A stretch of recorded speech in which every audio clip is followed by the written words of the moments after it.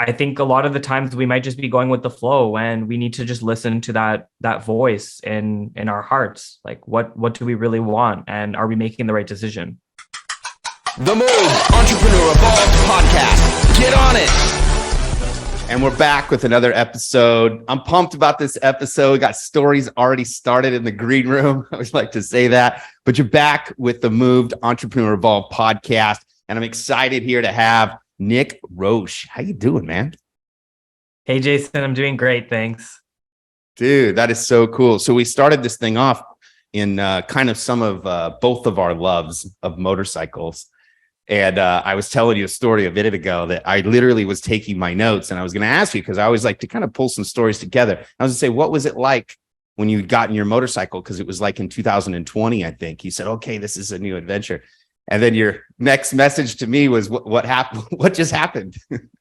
I literally, like, less than 5 minutes from home, just got pulled over. I guess they saw that my insurance wasn't up to date, and they just pulled me over. It was like a little thing, but had a pretty clean record. So they let me go. They just told me, get on the phone. They're like, roll your bike back, get on the phone with the insurance, called the insurance people. They're like, oh, you have to come in. So I like walked over and got insurance renewed. And I'm literally selling the bike tomorrow. So it's a bit of a pain in the ass, but it's all good. Made it here and happy to be here with you, man. Dude, I'm up, man. I was like, how could things kind of go that way? Because I kind of pulled back and I thought it was pretty crazy. So most of the stuff that it seems like you have a passion for things. I think people that become motorcycle riders, there's something that kind of happens. Like, did you find yourself kind of as an avid motorcycle rider myself? What did you find in motorcycle riding? In, like, I kind of say this because you'll understand it, but there's like some life that happens when you ride a motorcycle. Do you know what I'm talking about? Oh yeah, 100%. So when like I got my driver's license, my regular like car driver's license, pretty much as soon as I was legally able to. And I always had this desire to get my motorcycle license, but there wasn't like a path that I could see at the time. Like I would have to, in addition to having a car, I'd have to get a motorcycle. And, I had other things kind of on my agenda before that. So it ended up being this like 16-year-old me dream that I never really ended up going for, or like it was just something I wanted to do, and it was like on my to-do list, and I never got around to it. So I signed up for a course a couple of summers ago. I think it was like 2020. I signed up for a motorcycle course, and it was so fun. It was a little bit challenging. Like also I didn't know how to drive manual before. So that part was new, just figuring out like the clutch and everything like that. It was like, I was stalling a lot and whatever, but once I got the hang of it, it was just unlike anything else, just this freedom and this adventure. And it's just so in line with what I enjoy out of life, and like what kind of fuels my purpose in life, just for everything. And I was just super stoked about it. And for me, it was just this sense of achievement and accomplishment that I made like a younger version of myself proud, because I did it. And like, it was challenging and all kinds of obstacles that I had to go through, but I ended up at arriving at that path where, I'd gone through the license. And I feel like there's still so much on that journey. Like I have so many road trips to go through, and like so many other further adventures that I could do. So it's just kind of like opened up this door, I feel like. Yeah, I think motorcycle riding, and it kind of ties in. Obviously, we talk about business and we talk about the evolution of business ownership here. But I think that motorcycle riding has a great analogy of like what you just said of the challenges of doing business. And it's the same thing. Once you kind of start to see some patterns, you're like, hey, at first you probably, when they said, okay, I'm going to turn left, and then you assume like you're supposed to like lean away from it, right? But really what you're supposed to do is the opposite. You're supposed to lean into the turn. And I think it's like the same thing that we learn in business ownership. And I'm kind of going through this myself as I evolve all the time. And I'm like, man, I missed this whole part that I didn't even do, that the person that was like my competitor or something, they're doing that little part. And that's the reason. And that kind of goes into like motorcycle, like racing or something like that. But still, if you've taken a turn and you've taken your body and went the opposite direction, naturally you want to turn the motorcycle, but you won't ride properly. You know what I mean? So I think it's kind of cool, like in business, I think motorcycle, and then it gives you the freedom, right? And you get all the senses and you see all different avenues you can go. So I'm going to use that as my hook. How's that? Yeah, exactly. Yeah, no, I know totally what you mean. It's like, counter steering is like completely the opposite of your intuition. And I think there's a lot of analogies and parallels with like business and what you think might help, and then it doesn't, it's actually the opposite, things like I see so many parallels, honestly. Yeah, I'm seeing something for myself, just in a few things in business, even myself, is that I underestimate the power of the early relationship, either in video or pictures of you, and really creating kind of that story so someone can kind of buy off of you. And I think that these kind of stories that we talk about are like how people connect. We just kind of connected on motorcycles, and then we're going to talk about business. But like these are cool things. I think I always encourage people, like I would say, do cool shit. Like I noticed that you travel a lot. Have you always been somebody that traveled? Was that like your bug? Yeah, 100%. So my dad used to work for an airline. So that was kind of like the main thing we did together. I feel like my parents were pretty busy with work and I didn't get to see them around a lot. Honestly, it kind of hurt me as a kid because I was the youngest and there was a big age gap. So my two older sisters are like 13, 14 years older than me. So I kind of was like alone a lot. And, I literally remember like crying to my mom and being like, please call in sick today. Like, I just want to spend time with somebody. But my one thing that I really enjoy doing with them was the opportunity to like go places and go on vacations and stuff. I think it's kind of when I really connected with my passion for travel and realized like, hey, this is something that I really want to do like throughout my life. You think a core of it, and I'm just following a pattern here. When people talk about freedom, I think traveling and motorcycle riding encompass those so much. Yeah. Because yeah.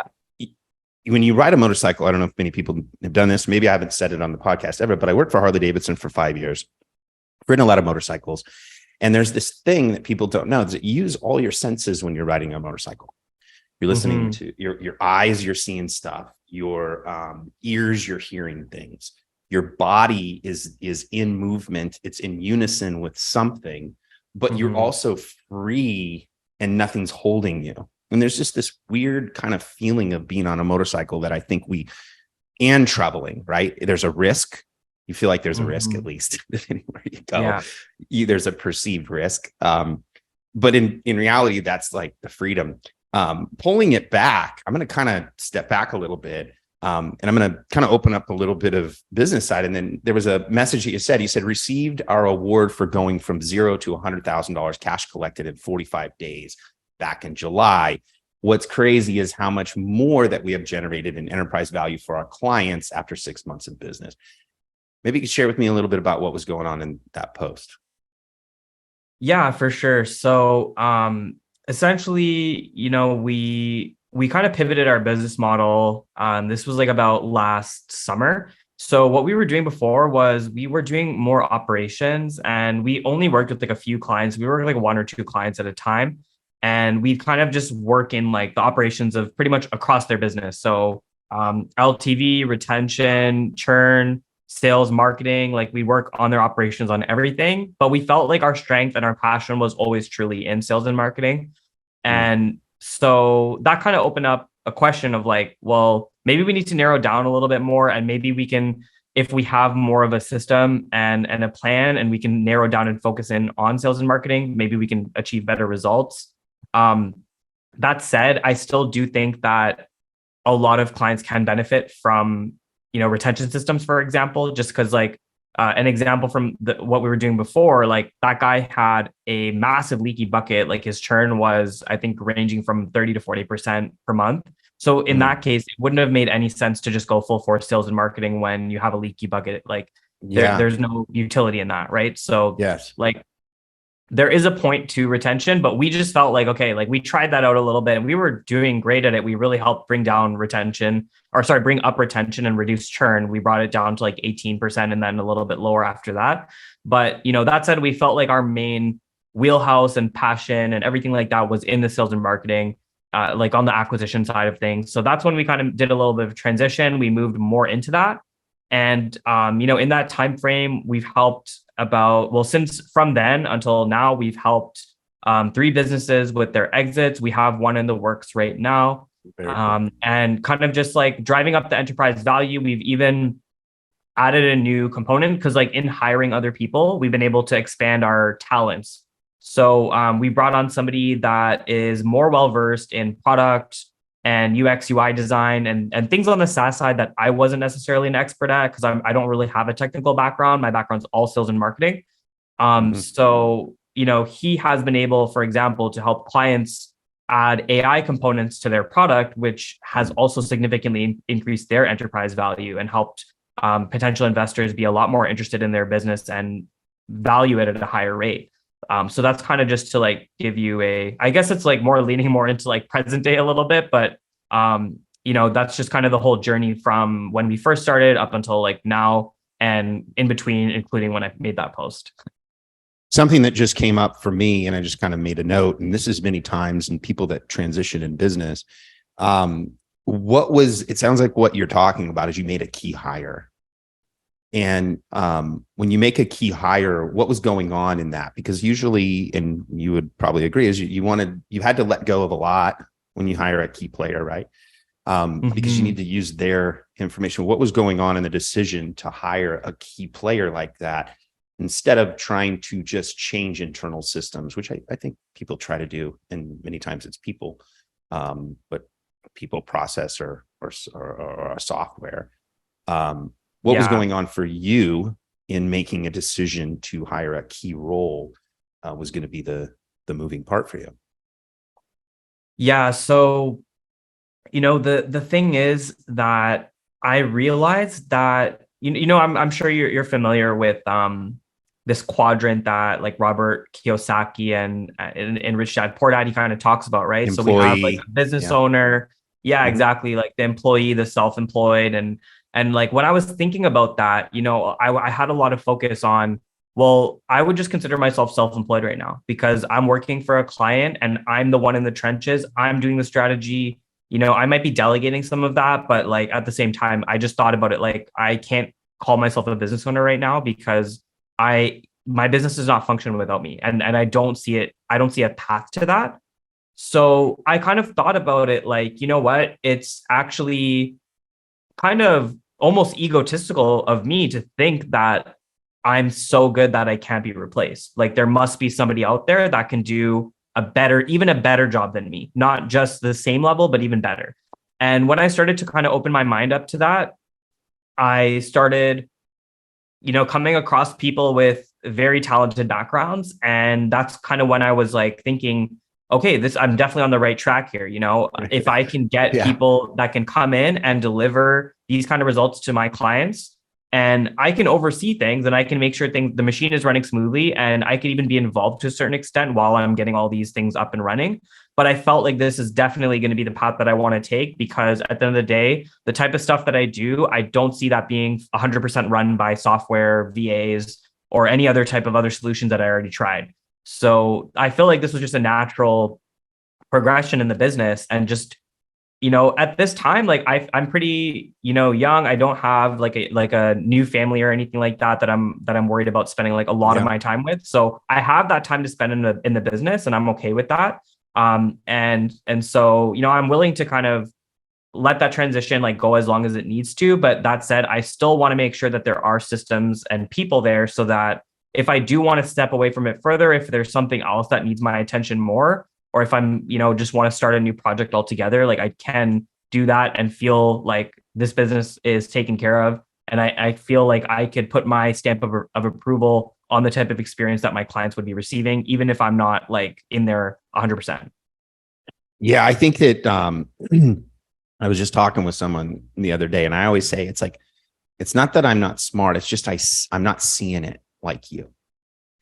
And I think that many times what we need to pay attention to is how am I looking at this, right? Because one way would be like, hey, I got to work through it. Like it's pretty natural to say, I'm just going to work more, right? And then you're like, oh, this person could cost me 60, 80 grand, or maybe even do fractional per person, depending on how you strike the deal to have them in there. But our natural reaction is just to work harder. At least it's mine, it's my natural jerk reaction is to be like, well, okay, I'll work harder. But that's really not always the answer. The other person may have the key to the lock and you're over there trying to beat it with a freaking hammer. Yeah. Yeah, you know. exactly. I noticed a couple of things. Are you a big reader? I noticed that you like to keep a little bit of a library. Yeah, Um, I I, am. Yeah. I kind of did a little picture shot here, and you had taken a picture of some books that you'd been reading, and I thought that I would kind of name off these, and then I was curious. I was actually doing some real good espionage stuff here, zooming in to see which book was which book was actually opened the most, and then I was trying to see if I. It sounds terrible, That's right? funny. But I got this has got to be original content, so sometimes you got to get weird. So I zoomed in, and I got to two, but there's some caveats here that maybe would throw it off. But I'm going to name them here, and then maybe you could Okay. share me which two that you maybe put some more time. So the first one is by Simon Sinek, which is Start with Why. Next one's Dale Carnegie, How to Influence Friends. That one's pretty powerful. Essentialism by Mick Owen. Deep Work, Cal Newport. Ultra Learning, Scott Young. They have one here. I don't have the author, but it looks like it's 101 Simple. We'll know 101 Simple Something. Then Simple you have truths for a better life. Yeah. Okay. Then you've got Digital Minimalism, which is Cal Newport again. Mastering the World of Selling and Atomic Habits. Through those, what were two of them that you think? I have two guesses. I should write them down so you would think crazy, like I said about the motorcycle, but here we go. Where's your thoughts?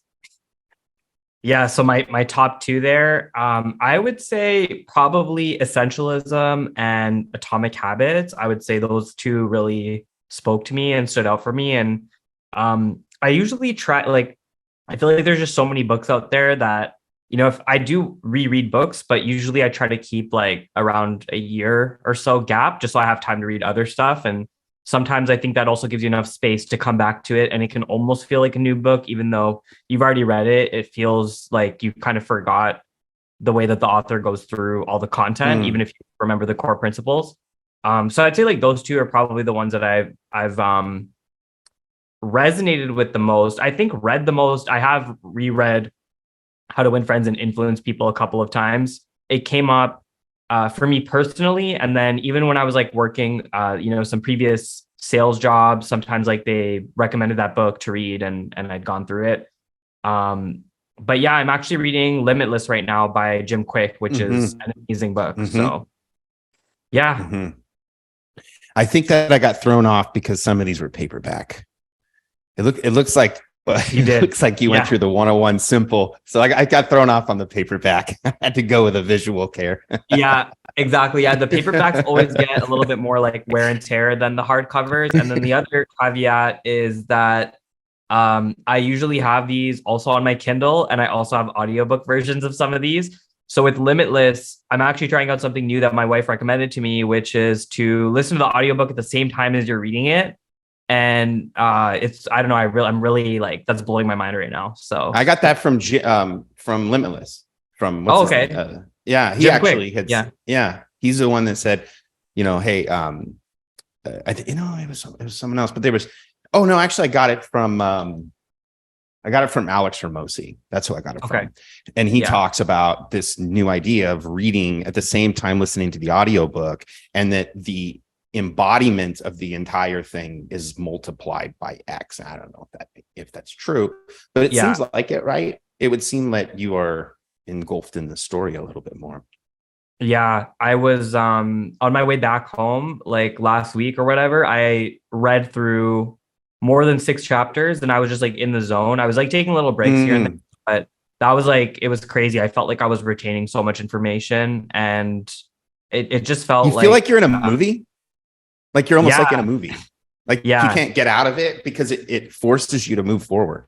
Exactly. Yeah. Yeah, quite literally. And the only time that I can take a break is like if it's we just finished a chapter and we're going on to the next chapter. So I look at it as like, if I'm in the chapter, like I'm not going to stop mid-page or mid-sentence or like none of that. I'm going to go all the way to the end of the chapter. And then if I need to use the washroom or if I need a break or whatever it is, then like I'll do it. But you're right. It kind of forces you to like sit down and pay attention, which can be a challenge, right? Especially in this age of like digital distraction, right? Like it just feels like there's always this, if I'm reading a book without the headphones, I feel like I can just stop at any point.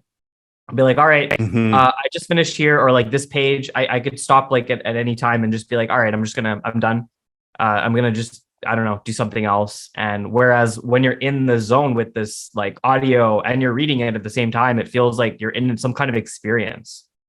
Yeah. And you just said we. You're so into it that you said we're reading this book. 'Cause like you and Bobby over there that are reading it for you. Yeah, You guys exactly. are you guys are like in it Yeah. together. Kind of like pulling this back a little bit, because I think it's interesting to people, because we talked about some fundamentals of business, foundational things, buyer your hire, getting structurally. If you have a sales background and you've ever had a sales manager, the consistent thing is says, "Oh, you're off. You're having to interrupt," and they always say, "Get back to basics. Get back Yeah. to the basics." Right. So some of the Yep. basics that I think would be interesting to hear from someone like you is that, the message is I grow tech firms from profitable exit or IPO. What happens in that position where a company, maybe you can lay up a story or so, because I think this is interesting for people. What is it? What you don't know. It's what you don't know that you don't know that'll kill you, right? So maybe Yeah. this little area people are not as privy to, and that is the point of saying that I would like to exit or I'd like to go to IPO. What would a scenario look like where someone is, I am now at that position? And I'm sure it's never perfect, of course, but what is those indicators that somebody would look at that they would have a successful exit or transition IPO?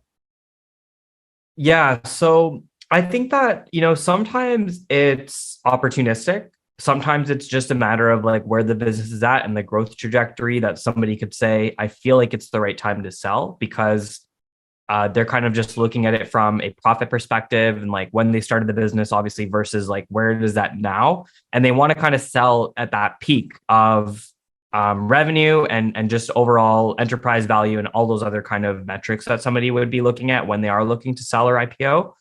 And the other side of it is more just on the founder side in the sense that they're just done with the business, like for whatever reason that could be.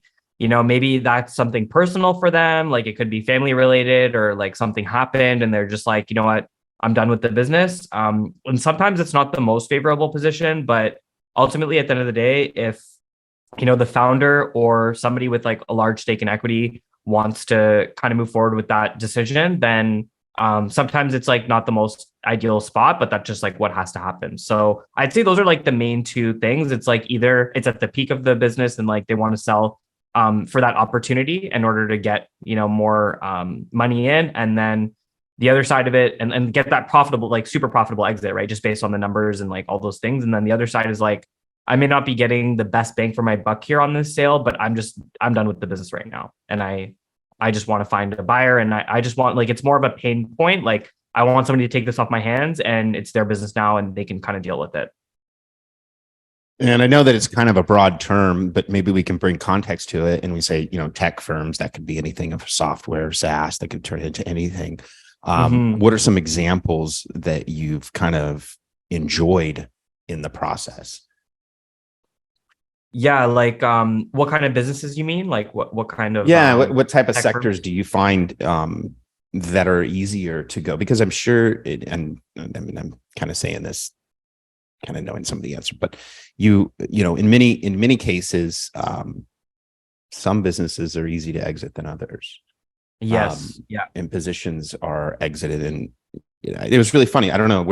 Did you watch do you watch boxing at all? Did you watch I used to compete when I was in my teens. I'm a big dude, boxing guy. Yeah. you came to the right guy. Um, so then you'll understand this. And I think that this is something that'll correlate pretty quickly is, Ryan Garcia is a very, he has speed as a boxer. And I've said this for a very long time. However, I don't think Ryan Garcia is fast. And when I say that, being fast is many times in the right position. And Ryan Garcia has the ability to have great twitch muscle reaction, but his positioning doesn't allow him to be fast. And I think that in kind of the business side, when you find people that are maybe exiting or they're going and doing it, there's certain sectors that are going to be fast, which means that they're positioned correctly. And then there's ones that are just like, okay, I'm here. Who wants to take my money? In those two, what type of industries are you focusing on and why in those type of sectors? Yeah, so I would say I enjoy working with MarTech, like marketing tech, sales tech, like mainly just because I think I've had the experience of being on the user side of it, and I see how much that could, really make someone's life easier. And I understand that from a personal perspective, and it makes it a little bit easier to, find a value proposition, and pretty much just like makes everything easier because like there's a lot of relatability to it. I've also been really into ecom lately as well. Been working with a few different ecom companies who are, helping mainly like I would say, drop shippers or wholesalers like on Walmart and Amazon, things like that, Shopify. So like I'd say those three are probably the top ones, but honestly across industries, I would say anything with an AI element has been huge lately, and the multiples are crazy. And there's a lot of opportunity right now. So it's kind of like just kind of get it while it's hot kind of thing. And Yeah. I've worked with like a number of different industries too. I've worked with like an automotive SaaS that helps car dealerships. I've helped some people in the insurance space, real estate. So it's honestly I'm interested in a lot of things, and I think that's what's really cool about what I do is like if I can connect with the founder, if I feel that connection between them, if I can see the value prop, if it's a good product. I might need to do a little bit of homework if there's a bit of a gap, but I've also done a lot of things in most of those spaces. So I feel like I have like a good baseline understanding of a lot of these industries. I used to work in a car dealership for a little bit. At one point I was really interested in doing my real estate license, didn't end up, moving forward with that, but I had interest and I studied a lot about it. So, yeah, I mean, I think that those type of like micro experiences really helps me when it comes to like working with a client that's in a different space. So yeah, it's kind of like to answer your question, it's kind of like I have a few, but at the same time, I feel pretty open to like multiple industries. And then what are the fundamentals, I guess? And the only reason I'm bringing these things out is because I think that it's a great time to have somebody kind of like you in that position have this conversation, because I think there's a lot of opportunity for people with a lot of skill sets to make different deals. Meaning that you're coming at it at an angle saying, hey, if I can do this, I don't know how you negotiate your deals, but maybe I can get a piece of the exit, or hey, here's a percentage of profit. There's so many angles. What are you seeing in the market in the shift of technology because of this shift? Because you're sitting at this part, like a lot of people, if I were to just use this as an example, most people are sitting in this part, right? But you're catching it here. Yeah, maybe right here. trying to give us a scale grade. But most people are fighting this fight, and then what you're doing is you're saying, hey, this is something that's already moving. Is this something that we're going to see more of, do you think?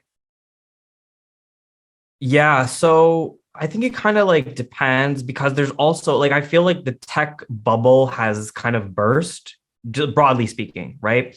Because That's an like interesting let's conversation. say yeah, let's say like 5 to 10 years ago, even the multiples were crazy, and we're kind of seeing that drop down a lot. But the same thing's happening now with AI. So it's like if a traditional technology firm that just built a software with no AI elements were to, let's say they were trying to exit and they were looking for valuations from accredited investors, reasonably speaking, they might not be seeing the valuation that they were expecting, like let's say 5 years ago. But if there was an AI element involved, then we're typically seeing 6 to 7x multiples on an AI product. So the question would be that if you have conversations with somebody that's over the next 6 months, it sounds kind of funny, but look at finding a way to integrate AI into your business model.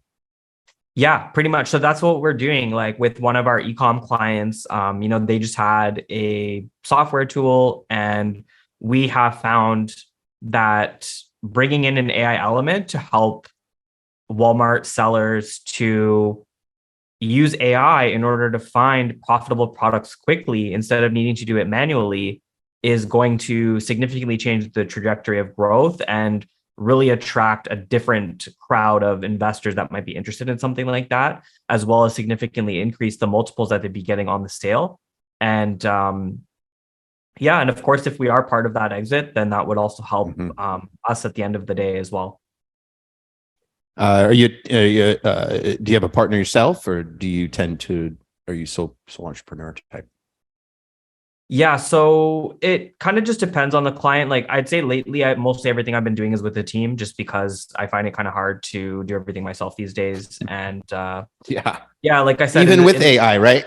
yeah, yeah, and in the spirit of this whole not wanting to necessarily be in the self-employed bucket for too long. I've been working everything with my team. So I hired my wife about a year ago, a little bit more than a year Mm. ago now. And so she's been getting a lot of exposure to the field, and that's been really fun. She's been working with me on a lot of stuff.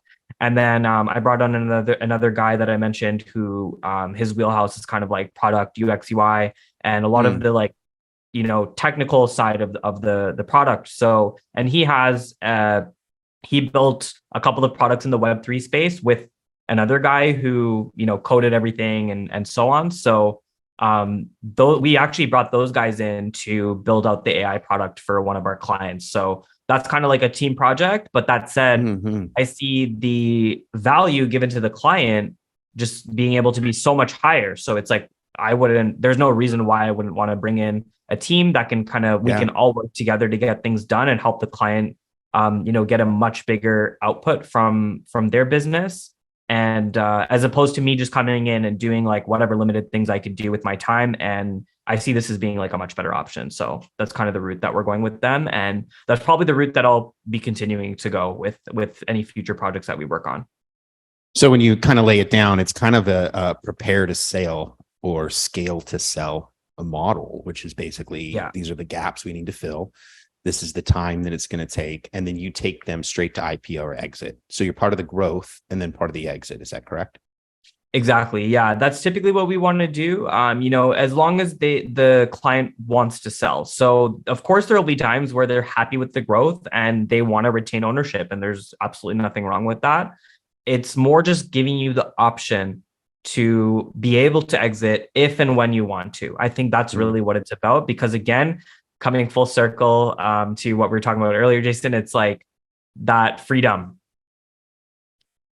that we were talking about with like motorcycles and traveling, Yeah. and like Yeah. it's Exactly. like same thing in your business, right? You never want to Yeah. feel chained down to your business. If you want to leave, you should have the option to leave. It shouldn't Yeah. be a situation where it's like, oh, I have so much debt and I don't have that growth trajectory that I need to, have investors be interested in my business. Like there shouldn't be any red flags there. We want to make sure everything is healthy, and we want to make sure everything is systemized so that if and when you want to leave and you want to move on to something else, or if you just want to get your chunk of change and go travel the world, like spend time with your family, figure out what's next, you should have the option to do that.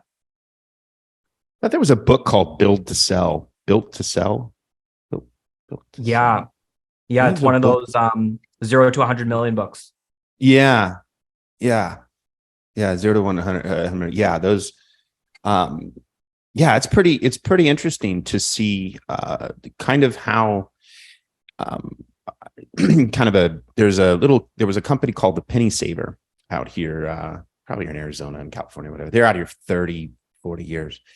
And I remember, they've been around, they were literally for years, icon in the area.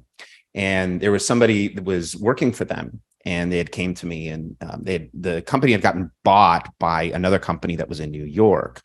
And, kind of the New York attitude is different than the California style. It's just different. Some people Yeah. good, some is bad. Depends on where you want to be. But the idea, my first experience of having things come over, there's twofold, right? They came over, they said that they were going to take over the Penny Saver, and the Penny Saver was a magazine subscription. Well, no, free magazine. Those paper ones, they send them out and then all the ads are inside of them. And I remember when they bought the business and they had all these ideas, but they weren't interjecting the new technology. And no matter how much their paper business was there, and they funded it. They ended up having to close it because it didn't have any legs to the next round, because they just couldn't get the next, they didn't have enough subscription or fast enough to get people to buy into some, just a website that they pay monthly into or something like that. It just wasn't feasible. And so I think what you're saying is so valuable to share with people, that if you're going to be making a move, if you're going to be building something, look for the next round of how is it connected to AI? Because if it's not, then even that keyword is going to just throw you out. I mean, that keyword could give you another 2x. I mean, it sounds, I don't know, you're on motorcycles or cars. You remember, I don't know if you remember Can air filters, if you ever drove a lot of cars, but they were like, you put this air filter on and it gave you like 5% more horsepower, right? That's kind of the same thing, it's a little bit more boost. Yeah, exactly. That's what it's all about. And it's just kind of like taking advantage of the opportunity that's there today. And obviously, as we know, it's always a new day every day, right? So we're in that moment right now, but it's going to be gone soon. So it's like, just there's a window, and we are in that window of opportunity. So, if you're listening to this right now, then you might want to think about that and see like how you can make that fit into your business, and before that window of opportunity closes. Yeah, because we're kind of in a gap of, I would share with people, I've been doing online stuff for quite a long time, and the number of people still to this day that don't even collect email addresses and or don't see the value of collecting an email address is still a large group of people. Oh yeah. And businesses across the nation, in Canada, the US, there's still that like gap of people at a certain age point. We haven't broken that. Do you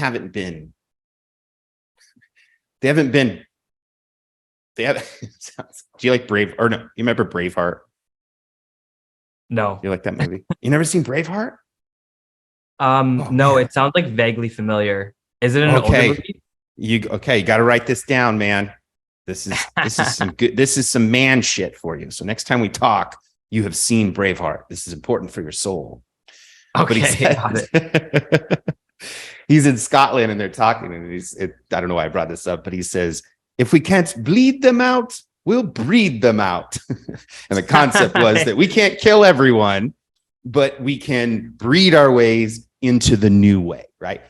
And I think that that's what's kind of happening. And it sounds kind of a crazy way to put it, but wouldn't you agree that that there's a majority that are just eventually their desire of not learning the new thing, they're just going to get weeded out. And this is what's happening, I think.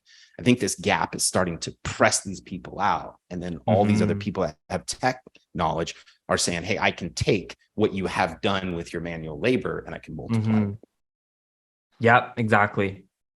Yeah, it's kind of one of those things that is like adapt or die right now. And I think that we're starting to slowly see the effects, right? I mean, ChatGPT was like a huge storm that kind of has taken everybody and changed up the way that, I don't know about you, Jason, but like in my day-to-day workflow, like things are way different than, let's say, like last year before having this tool. I mean, it's really changed things up. And I think that, we're starting to see little micro examples. I'm not sure if you heard about that McDonald's, I think like somewhere in Texas, that's like fully robotic. And we're just seeing like these things change. And I think it's a great thing for humanity. Like we're moving in the right direction. And I think that it's also highlighting the skills and the importance of like what makes humans different. Why are humans important?